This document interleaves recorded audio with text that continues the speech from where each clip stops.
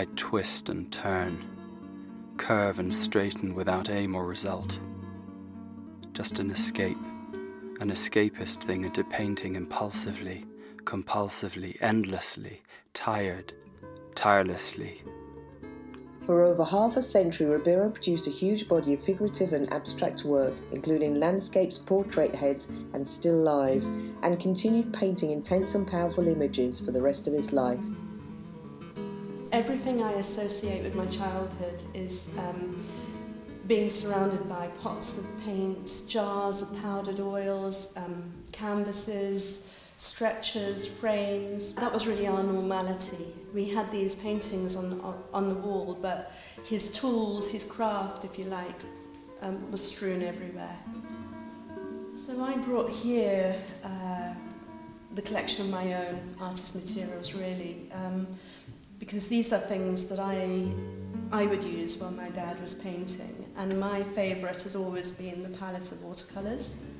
I was so intrigued by this because he had this wonderful little reused chocolate box with these individual pans of Brownie's watercolours, and so I would often paint while he was doing his tree scenes, his landscapes, and just hours would go by. Ribeiro was one of the most original Indian painters who settled in Britain after the Second World War. There was no decline in his desire to innovate in either style or medium. His largely unrecognised pigment experiments from the early 1960s led to works of peculiar brilliance. From the early 60s, he literally within 18 months of starting to paint, he became a success. And the early 60s are really his most successful period. He was hugely prolific, and I think for him that level of success was something he couldn't easily handle. I mean, it was overwhelming, I'm sure. He had secured by that time a number of key patrons. The Tata Group, for example, were one of the first to commission him to paint a mural for their headquarters. My parents were fabulous storytellers. So what I know really about my grandparents is from my parents. And I know my dad always thought of his mother as the most powerful force in his life. And I think she was the inspiration behind the two artists' sons, effectively. John, who was my grandfather, was an accountant and very much of a Capricorn nature, and I was told I was very similar to him, very predictable. But it was my grandmother who really had that flair. And when I think of my dad's childhood, I often think of it as it wasn't just he and his siblings and parents, it was really an extended family.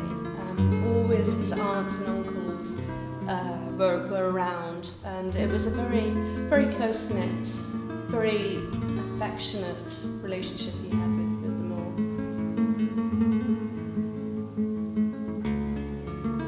And then, no realm further than that of the dark. Is it the dark that ends all purpose? Shadow that leads and follows during the time of day, perhaps for time alone. Shall it cease all deliberation? The customed soul for good or evil share a common doom that does the body by the gnawing worm. To have been and done, and now to be undone. Time our betrayer, leaving an apocryphal code.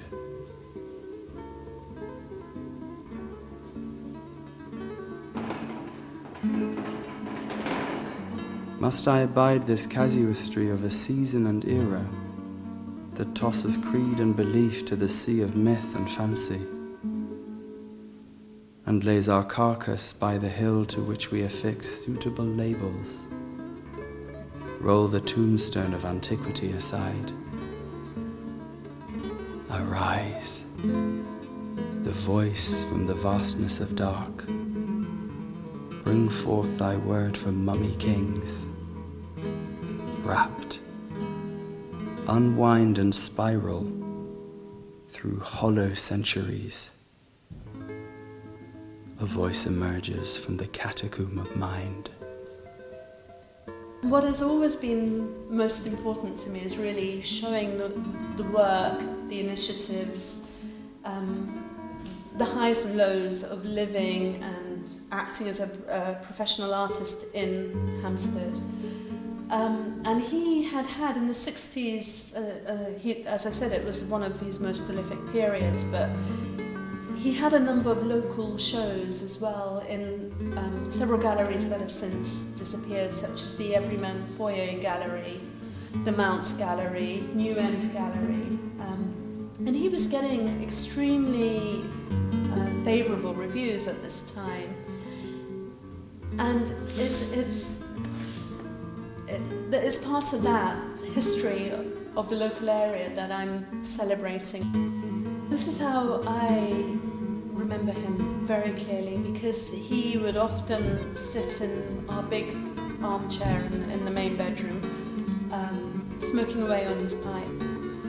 And I loved his stories. He was an incredible storyteller, and he would just take me back to his childhood, and that's really how I developed my understanding of what my family, my ancestors were like, what Goa was like, what Bombay was like. And actually right behind him on that photograph is a sliver of wall where he had his trademark designs appear, and this is something that I've always thought, you know, his creativity manifested itself everywhere in our house, whether it was on a wall, whether it was on my childhood toys, whether it was on a chopping board even.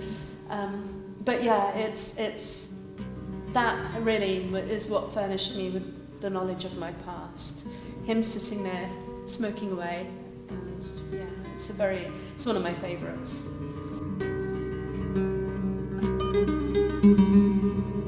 Impulsively, compulsively, endlessly, tired, tirelessly.